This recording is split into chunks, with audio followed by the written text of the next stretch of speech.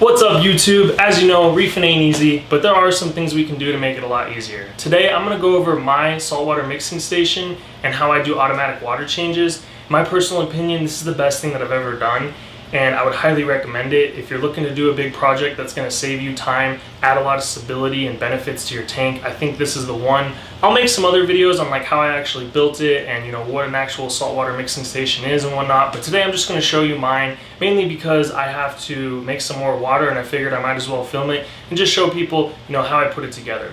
So as you can see, got my fish tank here, and what you might not notice is this right here. This is actually the lines that are pulling water in and out, so I'm going to show you. I brought it through the ceiling and you might be able to see right there I've got 3 RO tubing lines as well as a couple of electrical that come down and go to the back behind my tank down into my sump. It actually goes to, those lines go to this dose, and the third line actually goes into my auto top off right there. You'll see there's a little solenoid there. It's actually filling up right now. The dose is what pulls water from the mixing station and puts it into my sump, as well as takes it out of my sump and then puts it down the drain. So via these lines through the ceiling comes into my furnace room.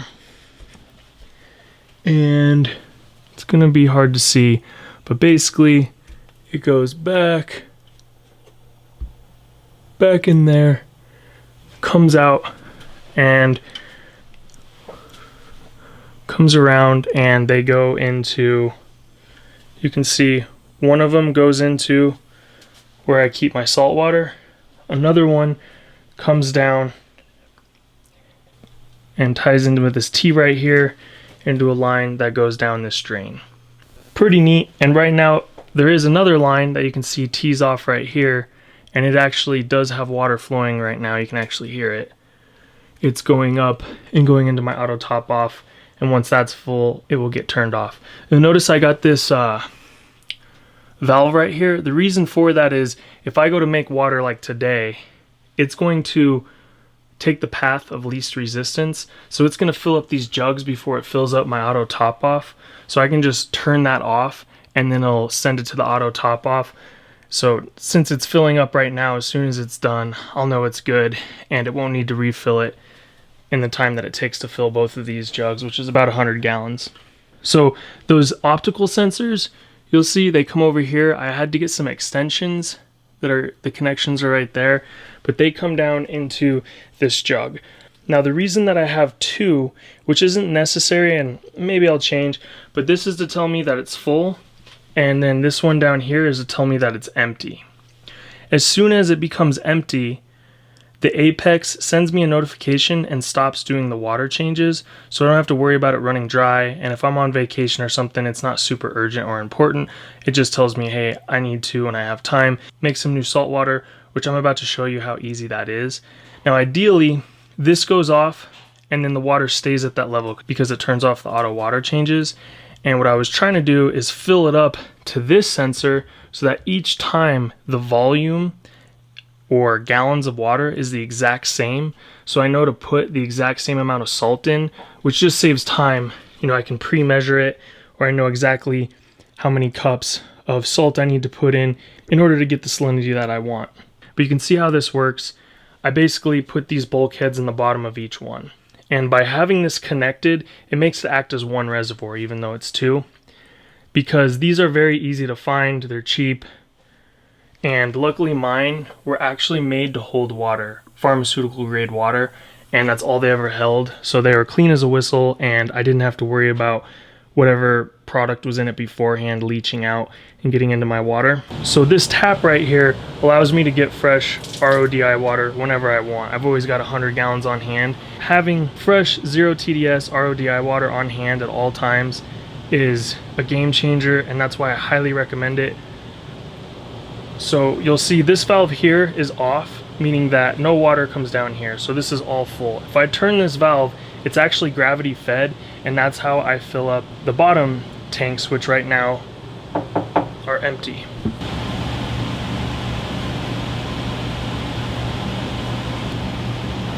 So yeah, take those caps off just because if you turn this, it's going to create a vacuum and the water won't come out as quickly. So I actually turn this valve off. It's not necessary, but that way no water is going to come down back through the pump and whatnot. You might notice this is a way oversized, unnecessary pump. I got it for free and I'm resourceful. That's why it's there and why I use it. Now I'm ready to turn this valve, which is going to let gravity push the water down through this pipe and then through these pipes into my saltwater reservoir. So I'll show you how easy it is. And you can hear the water is coming through there. Like I said, I'll make another video on this, but these actually go into it, spread out into 4 different entry points and go down to the bottom.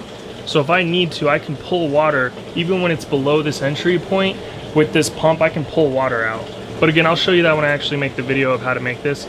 Now I just let it fill up.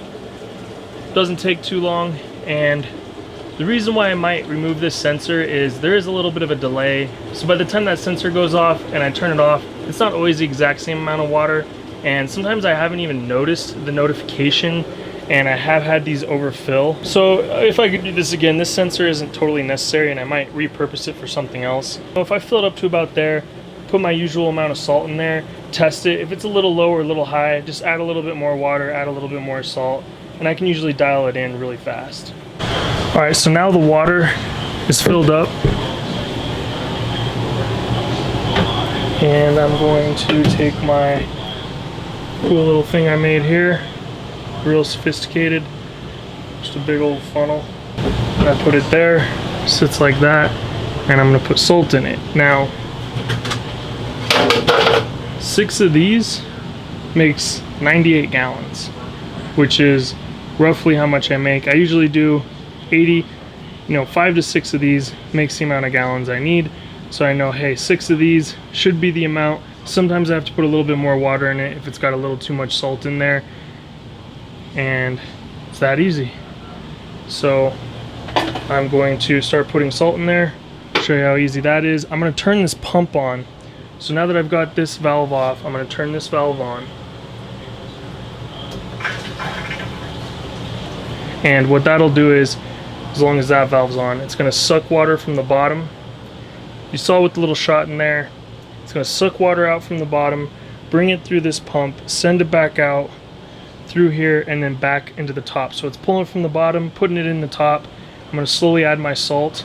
The salt is all going to go into this guy first, but then it's going to mix together from that guy. As soon as these two come together, mixes it, and then it mixes it again before it sends it back out. So it's a pretty good thing. This pump right here is amazing.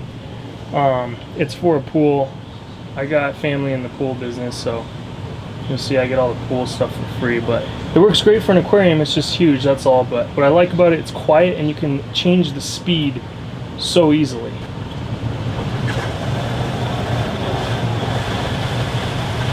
Right now it's actually in prime mode. It's going to purge all the air out from here. You can see that it's starting to fill up with water pretty quickly. It's just a really cool pump. It's ultra quiet. You can have this run really low to where it barely moves water and you can't even hear it. You can program it to, turn on for 10 minutes each day just to keep the water moving. But with that Tropic Marin Pro Reef salt, I don't have to do that. The reason I put it in this bucket is, if you guys know a good source to order from, every time I order these, they show up broken. These buckets are so thin. I think this is one of my good ones because I got some socks in there, but the buckets are so thin, they break easy, and then I get salt everywhere. It's just a pain in the butt. I don't use it because it's the best. I use it for 2 reasons. It saves me time because I can store it for months and it's fine. It doesn't change its parameters, alkalinity, calcium, magnesium. It's made to be stored for a very long time after mixing. And let's look at how clean these jugs are. Put in the fresh one. That is well worth the money to me. If I was using a more affordable salt, I would have to clean these jugs out a lot more, and they're not made to be mixed and then stored for a long time. But let me just show you how I put the salt in. Oh, one huge thing, if you're gonna do this, maybe you got a better memory than me, or you're just better at things than I am, but this is what I need. I'm going to use this guy to help fill up that bucket, that pitcher, which is 8 cups. And then if I do 5, that's 80 gallons. If I do 6, that's 96 gallons. For a salinity of 35 parts per million, or 1.026. Now, I often will get going and I'm like, crap, did I do 2 or 3? I can't remember. So now what I've learned is I fill it up, dump it in, and I make a tally mark on here, and I keep this pen and paper here so that I remember how many I put in there. Otherwise, I've made the mistake of thinking I did enough, and then I realized, oh, I need to do it again, because it is time consuming. You put all the salt in, let it run for like an hour, make sure it's all mixed thoroughly, and then you test, and you want it to just be on. You know, you don't want to have to adjust it. If it's on, it's great. Otherwise, you got to tinker. Oh, add some water, let it run, test again. Oh, add some salt. It's just better if it's just dead on. And that's what I was trying to achieve with these sensors.